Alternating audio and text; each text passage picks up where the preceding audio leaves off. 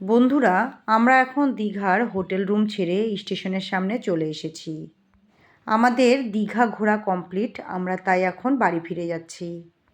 ঘুরতে কার না ভালো লাগে, কিন্তু কিছুই করার নেই, বাড়ি তো ফিরে যেতেই হবে। আর আমাদের আগে থেকেই টিকিট কাটা আছে। আমরা দেখো স্টেশনের ভেতরে চলে এলাম।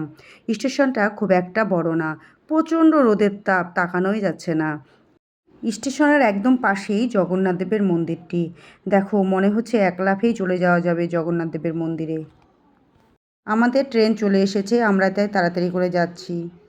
আর ভারী ভারী ব্যাগ নিয়ে সত্যি হাঁটতেও পারছিলাম না। আসার সময় ব্যাগগুলো অত ভারী মনেই হয়নি, কিন্তু যাওয়ার সময় ব্যাগগুলো প্রচণ্ড ভারী মনে হচ্ছে, কারণ অনেক জিনিসপত্র কেনা হয়ে গেছে, তাই ব্যাগগুলো ভারী হয়ে গেছে। আর প্রচুর লোকজনের ভিড়, তাই তাড়াতাড়ি করে ট্রেনে উঠতে হলো। ট্রেন ছেড়ে দিয়েছে, কিন্তু ট্রেনের ভেতরে প্রচণ্ড গরম, কারণ আমরা একদম পেছনের দিকে সিট পেয়েছি।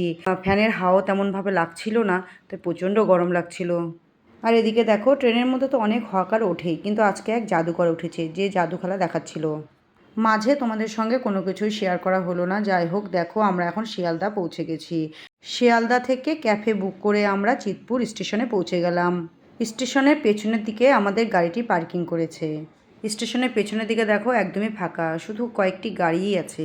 ভিডিওটি আর বড় করব না, দেখা হচ্ছে পরের ভিডিওতে। ততক্ষণ সবাই সুস্থ থেকো, সাবধানে থেকো।